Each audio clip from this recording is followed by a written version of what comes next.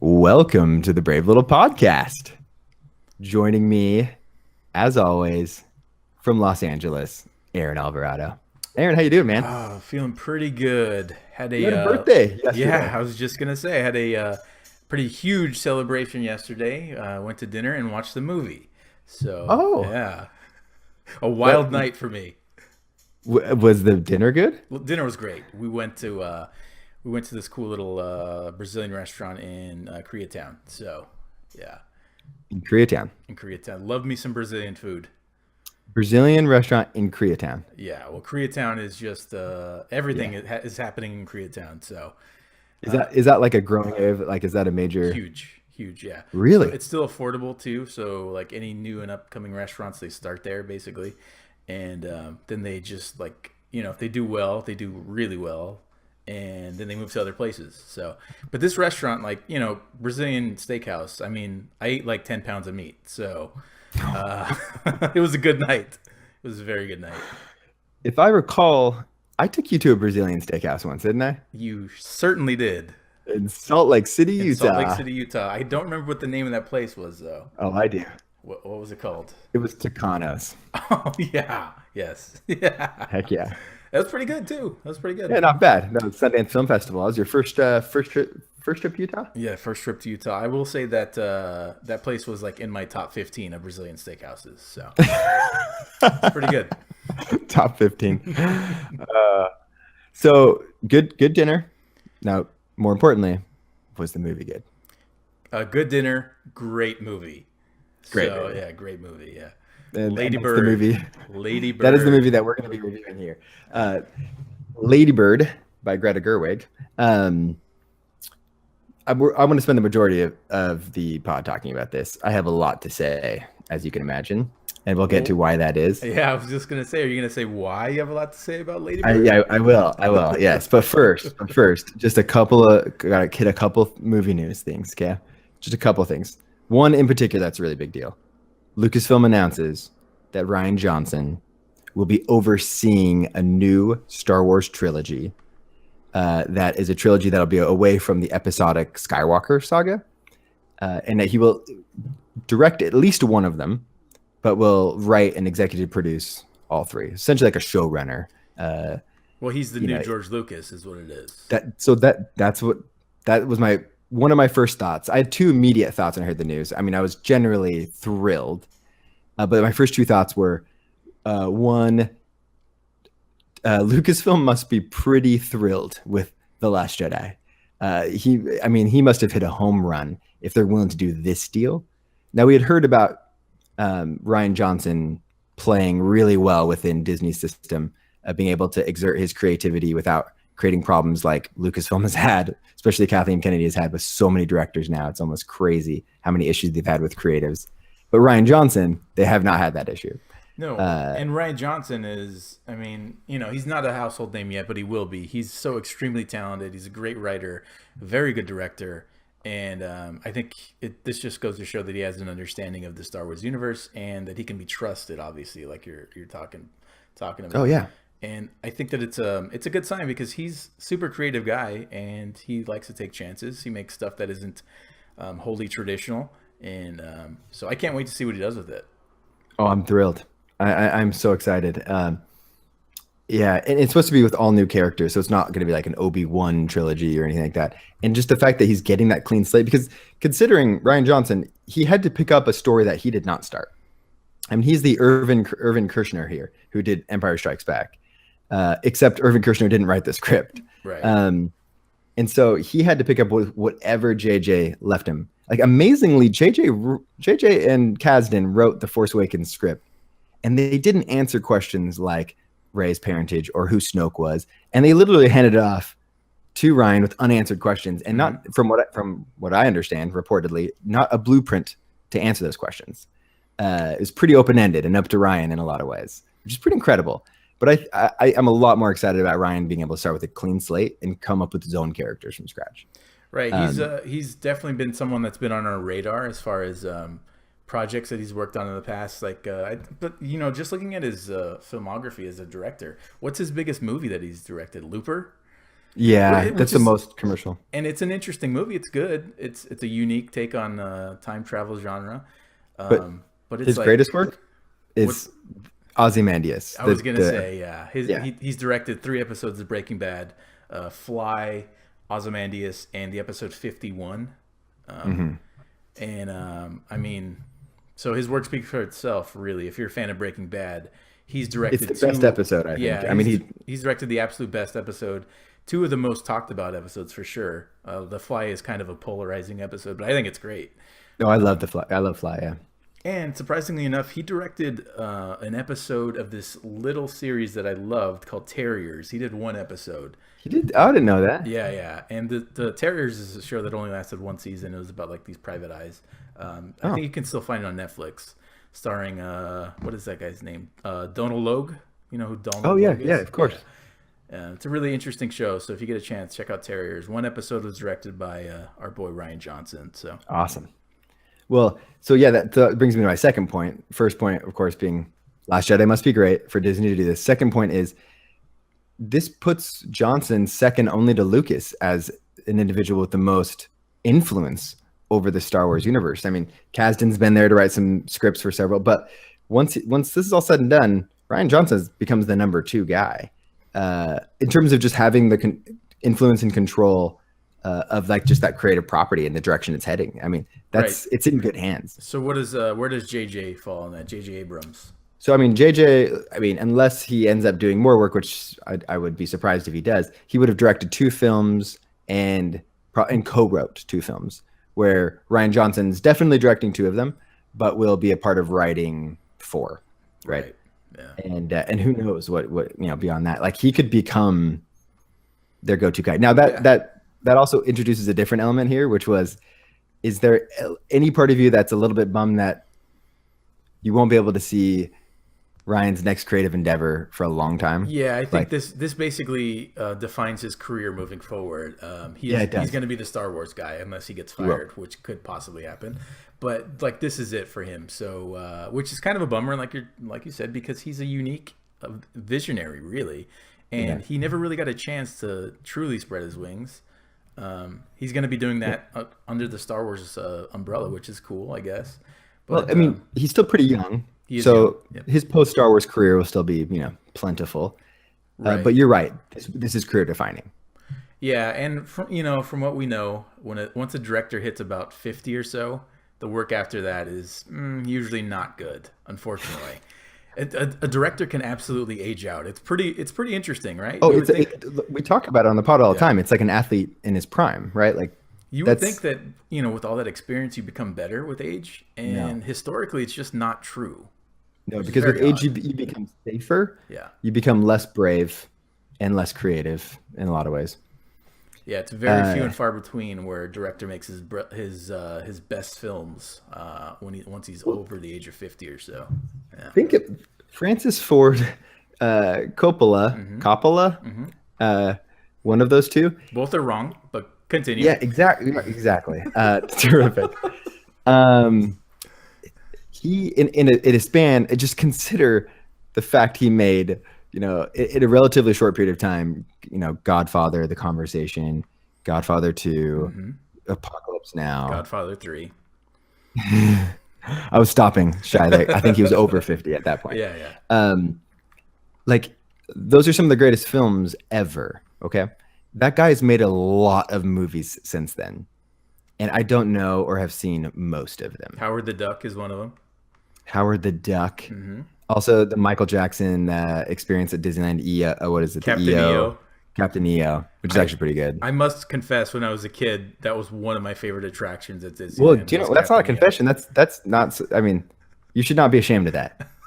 It's incredible. Captain EO is great. Can I get Captain EO on DVD or Blu-ray? Is that possible? There's no way. No. That doesn't seem fair to me. No. Yeah. They brought it back after Michael Jackson died. They brought it back to Disneyland for a while, but I think it's swapped out now. So now with all these allegations flying around in Hollywood, I don't think you can show Captain EO anymore. So no, I don't think you can. Although Michael only had one real dust up, shall we say? Well, legally? Yeah, legal. See, Michael had his day in court. He Uh, did. He did. and look, a jury of our peers decided not And guilty on and a all jury is counts. never wrong. No, not one time in the Mm-mm. history of our justice system. That's right. Dude, the guy, he's too beloved. There's no way he was ever, the people were putting him behind bars. Well, I looked to Corey Feldman, one of his best friends, and one of his dance partners, who said Michael was a good guy. So I believe that. Yeah. And Corey knew the bad guys from the good guys. He did. I mean, unfortunately, he had a lot of Yeah. experience with bad guys, and Michael Yes. was not Yeah. one of them. That's what he says. And we have no reason not to believe him. He's a very trustworthy source. So, speaking of those allegations, the names keep coming out. We don't have to go through all of them, but We don't have every time to go day through all of them. we don't. It's We were just insane. doing like a little bit of pod prep, being like, should we mention the names? And we pull up lists. We're like, there's just too many. There's too many. Yeah, it's frightening. Who's gonna present at the Oscars next year? Because Kimmel, do you think Kimmel's going to be safe between now and then? Because I don't know. No, I think they're gonna bust out the old Man Show video, and he's gonna be disqualified. That's the thing is he's like his crimes were like broadcast on television. Oh, he got paid handsomely for his crimes.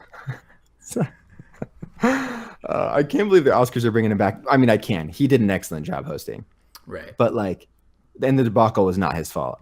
But I'm surprised that he accepted the gig again. Yeah, it's a bold move. I didn't think he did a particularly great job with the Oscars. Oh, you did? But Oh, I liked it. Yeah. yeah, I mean, so I don't like any of them. So if it's good, you would know. I wouldn't know. So Well, I say That's- bring back Billy Crystal. He was my favorite. oh my gosh, Billy Crystal, really? Sure, yeah. Yeah. Okay. I was gonna say, yeah, you really strike me as the Billy Crystal loving type. I don't. Yeah, I wonder who. There is no consensus best. Chris Rock. Like, you think so? Sure, why not? Like, now this most recent time was his first time, right? Yeah, I think he only did it one time, Okay. and people didn't like it, if I recall. Yeah, he played it safe. Yeah. Well, let's get into this movie. We got to talk about it. I have a lot to say, and we probably don't have a ton of time to go over it. But there was a film that was released just over the weekend by filmmaker Greta Gerwig in her directorial debut. Now, she is an actress famous for Frances Ha. She's in these Baumbach movies. Noah Baumbach, who's actually her boyfriend, from what I understand. She was someone that was kind of a core member of the mumblecore film movement, if you're familiar with those films, which are polarizing but certainly artsy. She would be recognizable in that. What do you think is her most recognizable? I screen credit? honestly don't recognize her from anything, and I watch a lot of movies, and I don't recognize her at all. In film, she's definitely. I mean, she was nominated for an Academy Award. Okay, yeah. And so she is someone that's from Sacramento, Mm-hmm. and has really built out a career for herself as an actor. And so this is her first kind of written and a directorial debut. Mm-hmm. And the film is called Lady Bird, starring Saoirse Ronan from Brooklyn and Hannah and a whole bunch of other movies. Honestly, Saoirse Ronan's one of my favorite actors working today. I think she's incredible. When you told me this little tidbit, she's actually Irish. I didn't know that. Yeah, she is. Yeah. Watching this So movie, I couldn't hear a hint of an accent. It's amazing. Her She her nails- American accent is nails incredible. The Northern California voice, my friend. Yeah. Although Now- she didn't drop a hell on me, which is really He didn't. No, it's kind of sad. I got halfway through the movie thinking, is no one going to say it? And then finally, we got a couple. Oh, we got it. We got yeah. too many, actually. Well, that's the thing. It started happening, but I think they were conveyed in an authentic way. I mean, if we're gonna be honest, I'm familiar with Sacramento of that era, and Hello was dropped a lot. So, Oh, I said it all the time. yeah. So they could have Hecka. Sanitized. They could have sprinkled it in more, but I'm glad they didn't. So. Yeah, it was one of the surprising things early on because everything about this movie was pretty authentic to its locale, and that gets the point of the significance of this film, is that it's a classic coming of age film about this girl named Christine McPherson who goes by Lady Bird. It's her given name given to her by her, which is a great line that she gives, and she insists on people calling her Lady Bird. She attends a Catholic school in Sacramento, and trying to give a plot synopsis of this is pretty interesting because I've tried like writing like what is this movie about, and it doesn't sound particularly interesting No. on paper, other than the fact that this is a pretty standard coming of age film, and tropes and all, except this one, we'll get into how I felt about it, but I think this one was done in a unique enough way that it justified making another coming of age film like this. But it follows this girl going to a Catholic school in Sacramento. She wants to get out of Sacramento, namely to some kind of East Coast, university, New York, Massachusetts, New Hampshire. In her mind, she'll settle for Connecticut, though. What's that? Oh, Connecticut. Yeah, she settles. She says, "I'll settle for Connecticut." She'll settle for Connecticut. Great. Very funny line. So, Greta Gerwig, was born and raised in Sacramento, and has said that this story is semi-autobiographical for her. She claims that she's not a whole lot like the character Lady Bird, but all of the events and everything going on around her are pretty true to her experience. And so they filmed a chunk of this film in Sacramento. Essentially, all of the exteriors are actually in Sacramento, and it's rare to get on location stuff in Sacramento. Of course, I have a fierce amount of pride in this city. I feel like it's severely underrepresented in cinema, and I do think it actually has a very beautiful and unique aesthetic and palette that would play well for the right type of movie. And it's always perplexed me why it'll be used for shots and things in other films, but it's never for a movie that is in Sacramento. Do we have a definitive list of movies that are set in Sacramento? Yeah, I knew you were going to ask me that. So I really dug in, and it's pretty sad because there's two strands you can go down here. There are movies that take place in Sacramento, and oftentimes there are movies that say they take place in Sacramento. Like Ben Stiller's recent film is called Brad's Status, and he's in Sacramento, although not one piece of it was filmed in Sacramento. So you'll have these movies that will actually take place in Sacramento, and then you have these movies that will shoot a scene or two, like Almost Famous. The whole opening sequence to American Beauty is suburban Sacramento, all that stuff, but they don't actually claim Sacramento in the film, which is even more of a backhand to the city. They'll use us for our beautiful trees and then not say it's Sacramento. But even on Sacramento's own film commission website, they list all of like the movies made in Sacramento, and even ones that are just like a quick 2-second like exterior shot of like they list that on there. It's pretty sad. That's stretching it, I'd say. So I made, based on my own criteria, I made my list of the definitive Sacramento movies, and two of them are documentaries. One of them, hey, that counts. One of them I haven't even seen that I need to, but it's All Things Must Pass, which is we did a review on it. That is a documentary about the rise and fall of Tower Records, since it originated in Sacramento, directed by Colin Hanks, son of Tom, who is a Sacramento native. And that is definitely a Sacramento movie. The ESPN 30 for 30 documentary about the Sacramento Kings and the city's fight to save the Kings, called Down in the Valley. Never released publicly, by the way. But it is a movie about Sacramento, and from the people who saw Tribeca, they liked it. Yeah, I mean, should you do some little breaking news here? Some of us know that you had an exchange with one of the filmmakers involved. I did. And it's a little embarrassing. Because I was so excited. I love these 30 for 30 ESPN documentaries. It's just, man, especially the first couple of seasons. Now they're all kind of watered down, and the brand is not great. But those first batch, man, they were so good. And one of my favorite was the Fab Five documentary about Michigan. Their college basketball team with Jalen Rose, Chris Webber, Juwan Howard. That one was directed by Jason Heher, who's the guy that was brought on to direct the one about Sacramento and the city's fight to save the Kings. It was perfect. My city and my favorite basketball team are getting an ESPN 30 for 30, one of my favorite documentary series from one of my favorite directors. I was so excited. And then the day before it was set to air, ESPN shelved the film indefinitely due to allegations from the mayor and former NBA All-Star Kevin Johnson. There were sexual misconduct allegations from 2 decades prior. And truthfully, it would have been tone deaf because there was a big bombshell article that had come out it would have been tone deaf for ESPN to run it since he plays a pretty prominent role in it. But it's hard to know how prominent because I never saw it and they never released it. And so ESPN releases the statement and says, we will reassess the content and see if there's an edit that we are comfortable moving forward with, essentially. Okay. So that was, and to this day, that is still the very last public statement ESPN's made about that film. And that was 2 years ago. Okay. So on the 2-year anniversary, I'm a disgruntled Kings fan. Although I totally understand the reason to shelve it, I just want an update. Like, are we going to get a cut? Are we going to get an edit? You know, I mean, for Sacramento to get so close to have this amazing moment, and then to be snatched out of your hands like Robert Ory, like a Robert Ory 3-point shot, is the most Sacramento thing I've ever heard. So I sent a tweet when I was a little upset, and it, you know, like you shouldn't ever do, saying, I added ESPN and included the director, and I said, it's been 2 years since the statement was made. It's time for an update. And then I think I did hashtag recut and release. Like, cut out Kevin Johnson. Sure, you know? yeah. I don't need him in the movie. Cut him out.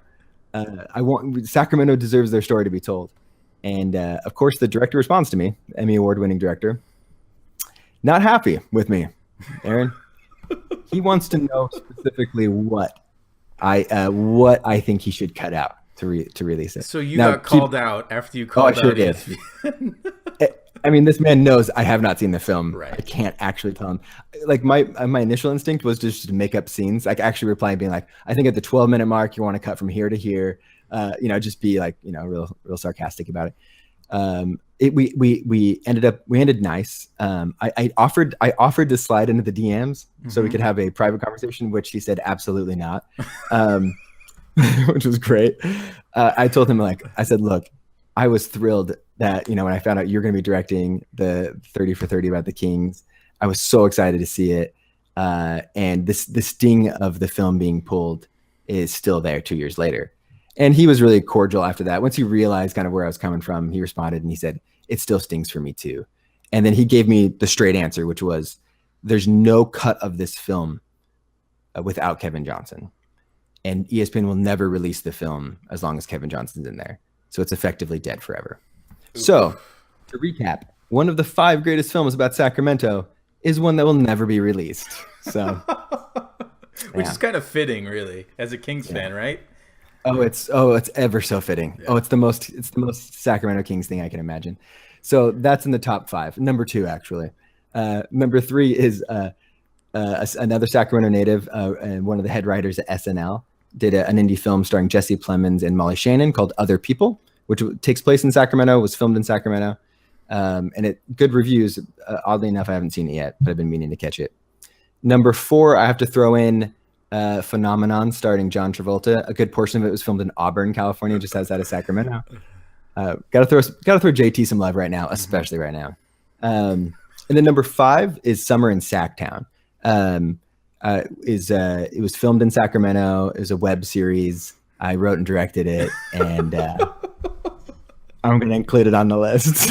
I'm going to allow that one. It was filmed all in Sacramento by a native Sacramentoan. It sure was. It sure was. We had our own theme song, a bunch of. So let's use that as the segue here. I can't say that I was always like gung ho about Sacramento growing up. And I think a lot of people, their hometown that they're from, they just want to get out. When you're in the adolescence, I think that's part of growing up is you want to get out from where you were raised and see the world or see someplace else. Spread your wings. I never hated Sacramento. Maybe some people might hate their hometown, but I definitely wanted to get out. And I had my own journey of leaving Sacramento and then learning to truly love it and appreciate the great things about Sacramento. And to also own up the not great things about it as well, to own those and to, want to make those things better. It can be a complicated relationship. But I made Summer in Sacktown right after I had gone on a 2-year mission to Illinois. And I'll tell you, nothing can make someone fall in love with Sacramento faster than putting them in Illinois for 2 years. No disrespect to Illinois. Chicago's great, but Central Illinois isn't my favorite place in the world. People are great, but not my style, I should say, not my pace. You Okay. know what's funny is I had the same feeling. That's your sentiments about Central Illinois. Those are my sentiments about Sacramento. When And my you're time coming there, from LA, exactly totally coming from different LA. pace. So I spent 5 years in Sacramento, 2002 to 2007, and I never felt a connection to the city whatsoever. What I did feel a connection to were the people. Like you are one of my Sacramento friends. I have several people still in my life actively that I met while in Sacramento. So it was a huge part of my young adulthood, and I don't regret my time there at all. You know, I didn't love the city, and I didn't. I had a lot of problems with it, but Yeah. and I'm glad I left. I'm glad I came back Yeah. home. I mean, it wasn't home. I mean, No, it never felt like home, not even for a second. But the people there, those relationships, I still cherish. So yeah. Well, it's fascinating because my own realization about like how much I truly did love Sacramento was expressed artistically. So essentially, I get home from my mission, and my first instinct is I want to make a movie with my friends, and I want it to be in Sacramento, and I want it to be about Sacramento. And so I made this ridiculous web series called Summer in Sacktown. Don't YouTube it; it's not on YouTube anymore. I was just gonna ask, can we see it on YouTube? Or Don't I've never don't seen it. fact check me on that. Don't fact check me. Don't even try looking it up. Just take my word for it. It's not there. But what's interesting here is this is in a way what Greta Gerwig has done. You know, she hasn't moved back, but she is someone that got out to New York. You know, has had a successful career in entertainment, and then she has this impulse to artistically express her appreciation, to come back to Sacramento and revisit it and make a movie that is essentially an homage.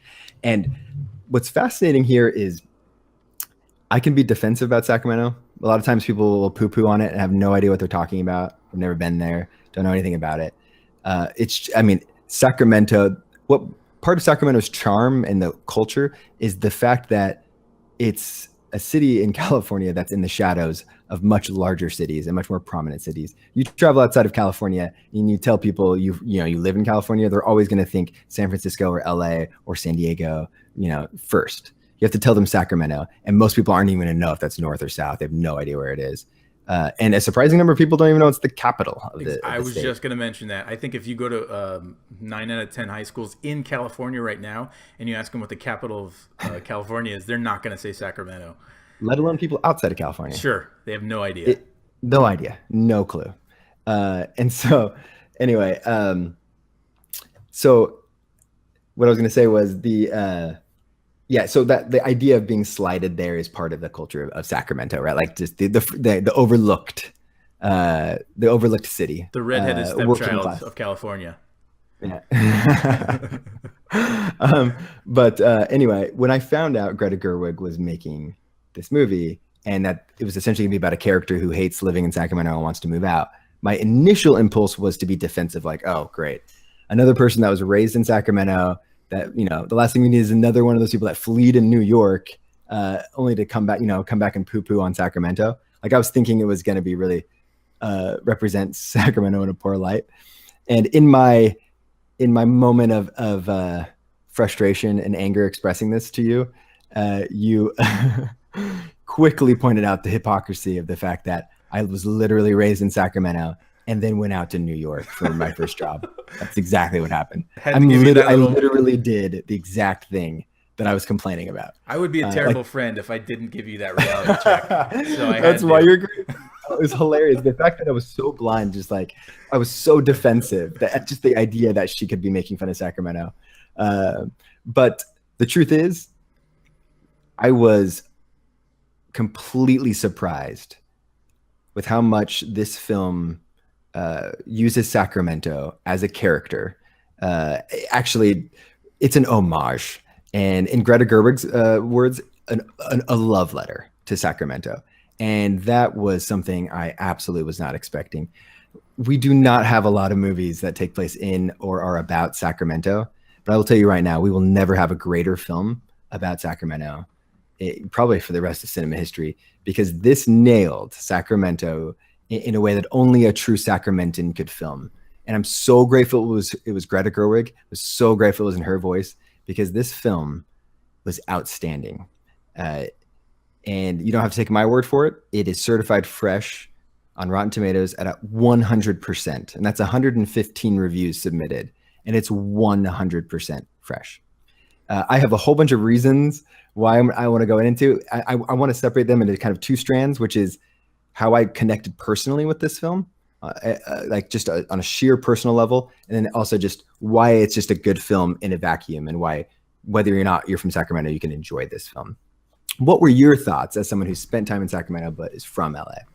Well, my initial thoughts are, I mean, we've done the top 5 LA films. That was actually one of our episodes, and there's a lot to choose from LA. I mean, there's so many films that highlight different dimensions of what, or different ideas of what LA means to all of us. And I just felt like going into this movie, I knew it was going to be Sacramento based, and I knew it was going to be a time frame where I actually spent there, so I have some experience with it.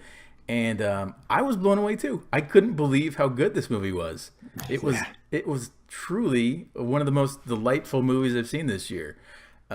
So yeah, I'm actually happy for you and for all movie fans that are from Sacramento, that you have a movie like this good, this quality, to cheer on. This is a really, really good movie, and I think that if it's playing anywhere near you, go out and see Lady Bird, because you're gonna like it. You're gonna enjoy it. It's a fun little movie.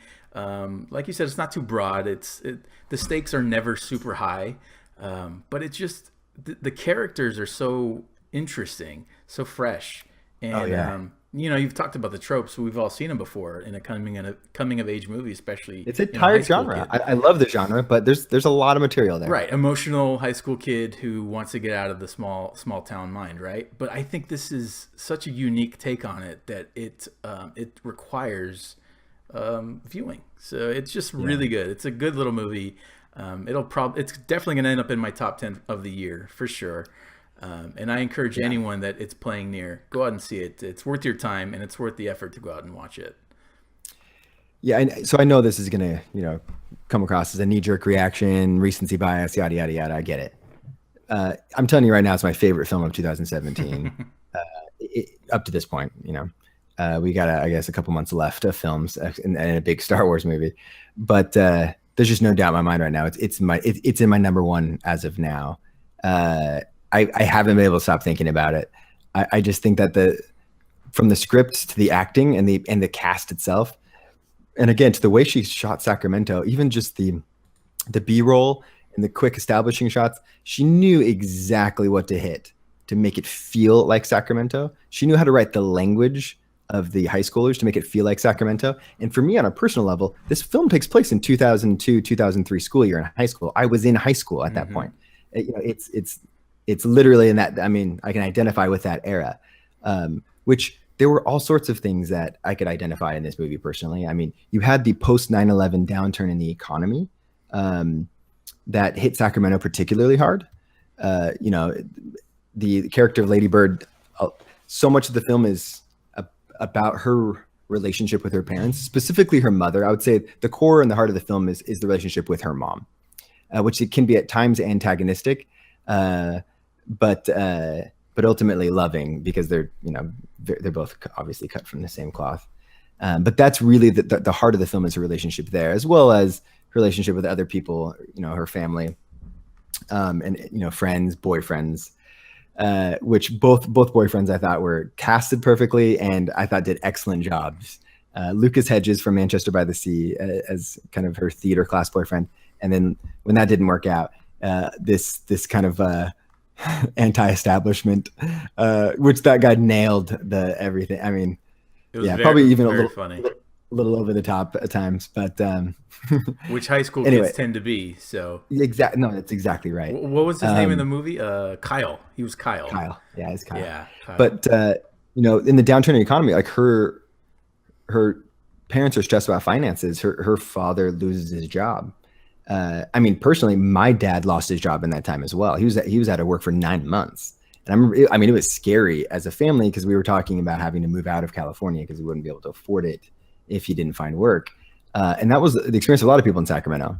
And so like seeing some of those family dynamics at play was pretty remarkable. In addition to just these little things that were, again, so specific to Sacramento, the idea that you should just go to a state school or UC school. Like honestly, I went to a really good high school. People weren't angling to go to Harvard or like East Coast. Like no one wanted to go East Coast. I mean, if you're going to go to the great school, you go to Cal or Stanford.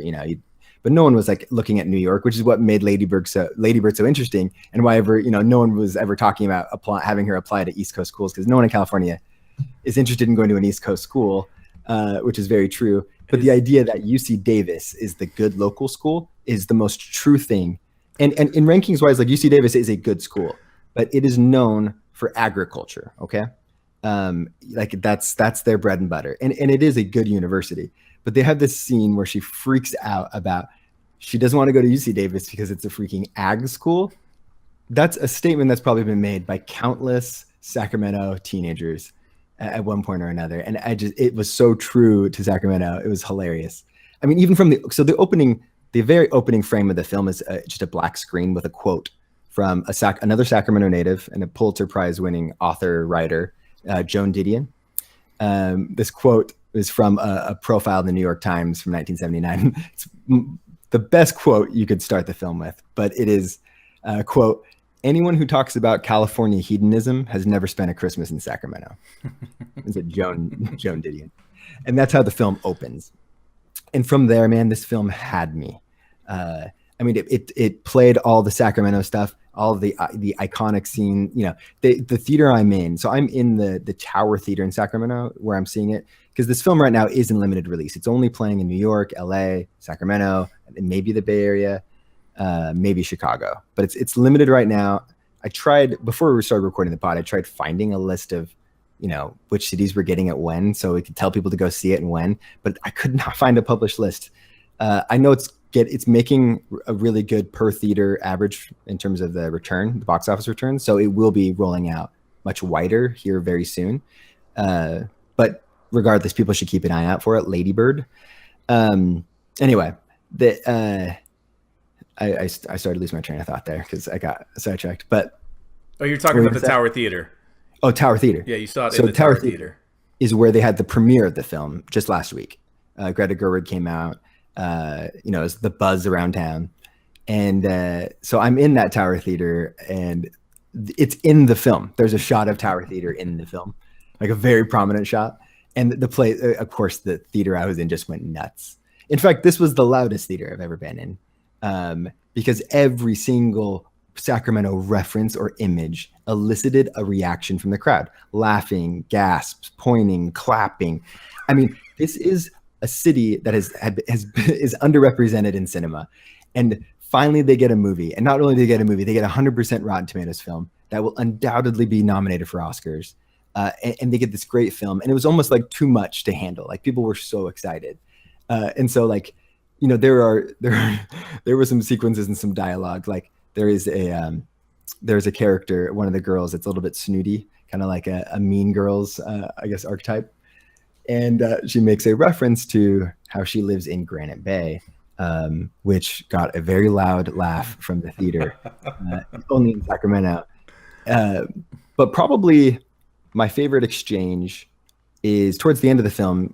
Lady Bird is in New York. She's like at a party. It's kind of loud, and she's introducing herself to this guy, this random guy, and he asks, "Where are you from?" And she says, "Sacramento." And it seemed like he couldn't hear her. He's like, "I'm sorry, what?" And then she says, "San Francisco." And he goes, "Oh, great." Or he said, "Oh, cool. That's a great city." And it was a visceral reaction in the theater. Went from laughing to boos, then to laughing again, because everyone was having the shared experience of understanding why she did what she did and also hating that she did it. And that has to do with the fact that people don't know where Sacramento is. There's no geographical reference. San Francisco is the Bay Area, it's in Northern California, but people don't realize how close Sacramento is to the Bay Area. And so she goes with San Francisco reference, which is, it's very true to the character and also to Sacramento. That's funny. How now you, in your personal experience, like when you lived in New York, did you ever have to explain where Sacramento was? All the time. I mean, I wasn't. I mean, when I lived in Illinois is when I first really realized. I was like, oh, people don't know where Sacramento is. They don't know it's the state capital. They don't know where it is. Sure. And for a time in Illinois, I would tell people just Bay Area or Oakland or San Francisco. I mean, I was born there, whatever. It's close enough. They know where that is. It's a reference. But I felt so inauthentic for like the couple months that I would tell people that. Yeah. And I just like, I can't tell people this anymore. I'm from Sacramento. And if they don't know where that is, they can look at a map. So You're like, that place where Arnold used to live, where he cheated on his wife several times. Exactly. Yeah, had an illegitimate child. That's at least one, maybe probably more. So it's funny. I actually have a similar thing where I grew up. So I was born in the city of Long Beach, which is, it's significant if you live in California. Long Beach, you kind of know where it is. But I grew up in a very small city, industrial little city, just north of Long Beach called Paramount. Nobody knows where that is, and it's only like 10, 15 minutes outside of LA. Really, it's a suburb, but it's also like industrial. So I mean, I tell LA native people that I grew up in Paramount, or I'm from Paramount, and they look at me like I'm speaking Chinese or something. So instead, I've now switched it to I was born in Long Beach. And I say that because it's true. I was born in Long Beach. Yeah. But yeah, so people get that reference. They don't know where Paramount is. So I understand where you're coming from. No, I mean, people in Sacramento don't know where Paramount is. No, they shouldn't know. It's the tiniest smallest little city nobody cares about. So. Yeah. But still, PHS grad right here. Class of 99. Never forget. I'll say one thing that I didn't expect getting back into the kind of the themes of the film that I was grateful for is that as badly as the main character wants to get out of Sacramento and go off to college, part of the film, and I don't think this is a spoiler to say, part of the journey of the film towards the end is her coming to the realization of how much she loves Sacramento. And that's when it really becomes this love letter. And the final scene was a very emotional one. I'll say in my theater, there were a lot of tears being shed because they could identify with her realization that she was coming to and the way she was expressing it. It was written so well that it had it just packed an extra kind of nostalgic punch for people. But part of that realization is she's meeting with her school principal or that's a nun, and she's going over her application letters for college application letters. And after reading it, the nun remarks to her, "It's clear reading this how much you love Sacramento." And she looks like, Lady Bird looks surprised, like, what? Like, I don't love Sacramento. She kind of looks surprised, but she doesn't say that. She says, "I guess I pay attention." And she says, "Don't you think they're the same thing?"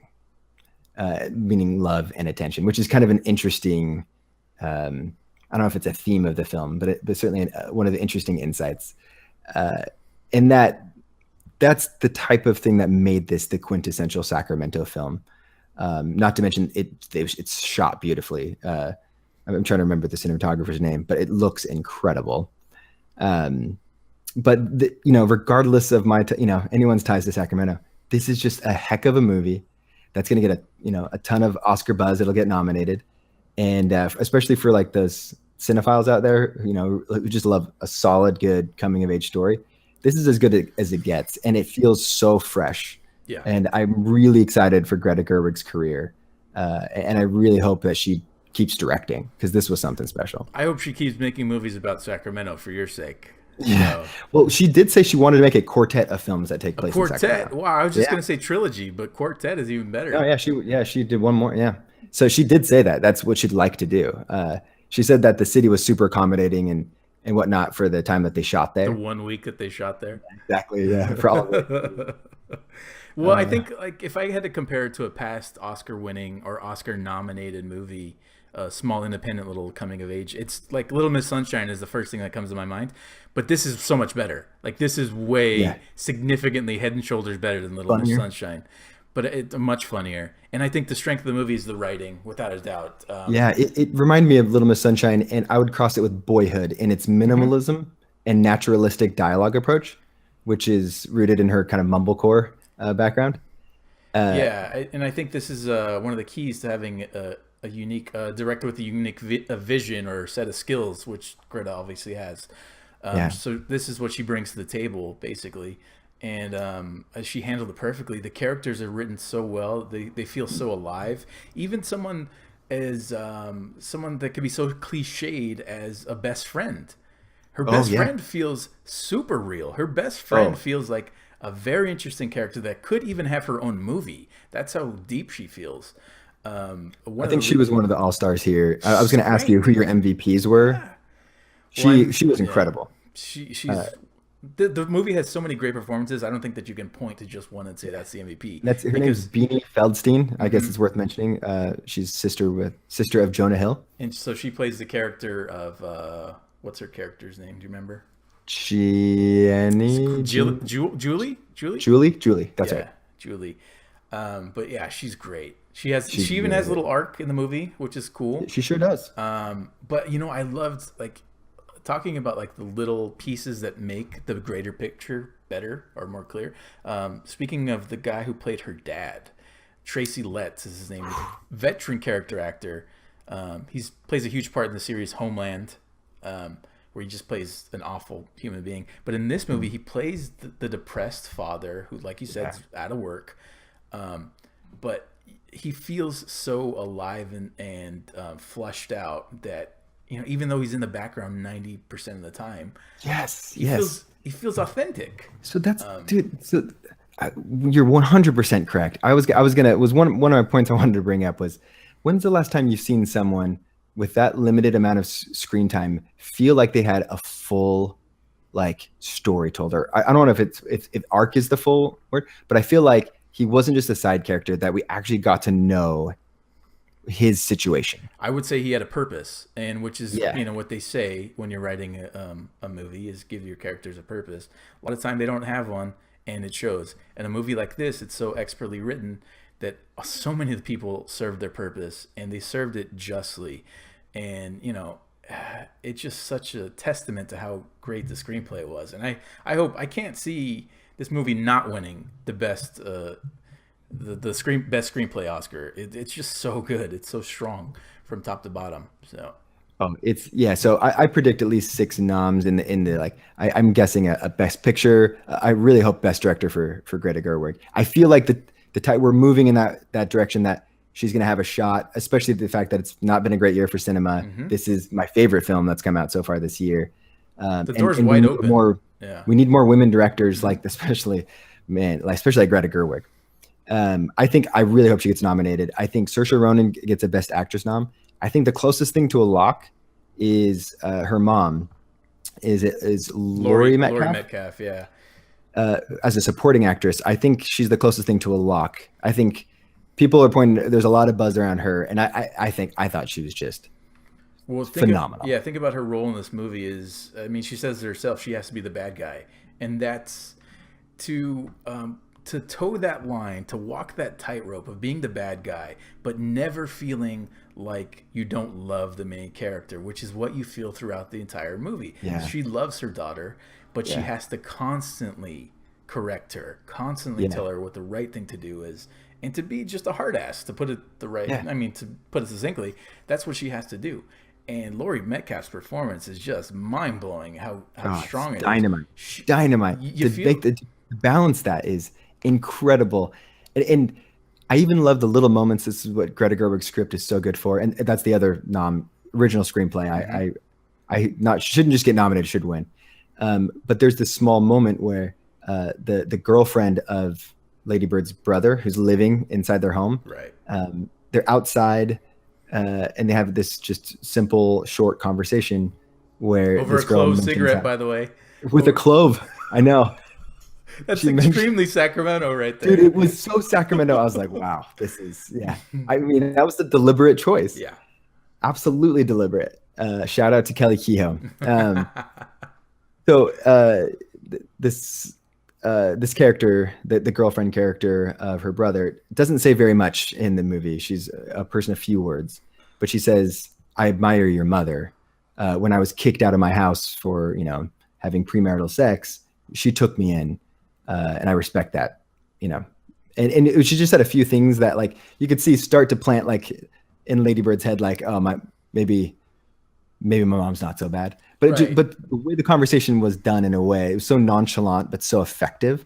It just shows the power in her writing. Yeah, and I think that's a great example of it. And I think the one thing that Lady Bird really learns in this movie is from start to finish is the perspective. Like, she doesn't have perspective on anything really, and it takes her going through these events, meeting these people, having these conversations to really gain some perspective. And that's something that you get as you get older, hopefully, as you live your life.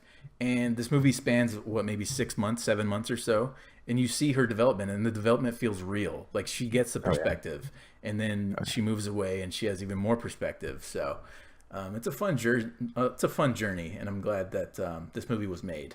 I don't know how it got made, but it got made. It's incredible. $10 million budget too. Wow. I know. That's more than I would have thought they got for it. But I would have thought they could have shot that. Well, 10 million is, nothing nowadays. It is nothing now. But it's like, to your point, what you said early on, it's like, how do you explain this movie really? How do you explain it? It's very simple. It's an incredibly simple premise, but the relationship with her mom is like the main, I think, again, the main crux of the story. Yeah. But it's a coming of age film about a girl in her senior year of college wanting to get out of Sacramento. That's what it is. That's what it boils down to. And based on that premise, they secured 10 million in financing or funding. Incredible. So I'll wrap up my thoughts here with talking about my single favorite shot of the film, which I'll pull up on the screen here. This is the famous Tower Bridge in Sacramento. This is easily the most iconic landmark in downtown. And Greta Gerwig, I heard her on a podcast talk about wanting to create an homage or a scene like Woody Allen in Manhattan when he's sitting outside of Queensboro Bridge. She wanted to pay tribute to that scene and do Sacramento's own version with Tower Bridge, because this is really quintessential Sacramento. This is on the night where she goes to prom. Look, I went to prom in downtown Sacramento at a hotel right by there. I walked, it was nighttime. I walked right by that lit up Tower Bridge, right? Like, all of this is so true to the actual experience. Not to mention just a breathtaking shot with that sunset. This is one of the lasting images for me. And that's Lady Bird embracing her friend Julie, and kind of capping their arc in the film, which, was another thing that added a tremendous amount of heart. But again, I could keep gushing. I loved this movie. I'm so grateful it was made. I'm so grateful that someone's willing to finance it. Sacramento just doesn't get its due in cinema.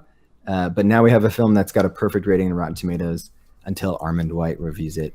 But I'm really grateful for it. Thanks for going to see it on your birthday.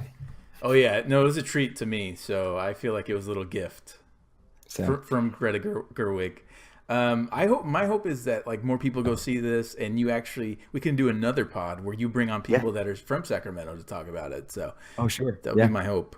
Well, maybe leading up to the Oscars, if it gets the nominations, I think that right now, not a ton of people are talking about Lady Bird, other than in reviewer circles they are. Chris Ryan on the Ringer said it was his favorite film by far of the year so far. He also compared it to The 25th Hour, which is... He did compare it to Ed Norton's The 25th Hour, which makes absolutely no sense whatsoever. Sense to me, but so I guess his credibility is out, and he didn't like it.